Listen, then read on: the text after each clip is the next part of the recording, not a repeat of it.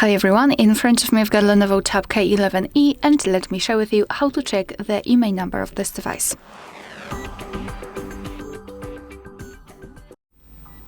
So first of all, let's open the dialer, tap on the keypad and enter the code, which is *##06#. And as you can see at the top, we've got the IMEI number of this device, so let's tap on OK. So that was the first way of checking the IMEI number, and now I'd like to show you how to do it using the settings.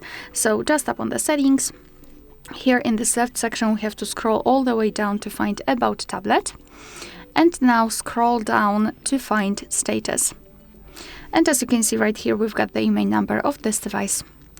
Alright, so that will be all. Thank you so much for watching. Please hit the subscribe button and leave the thumbs up.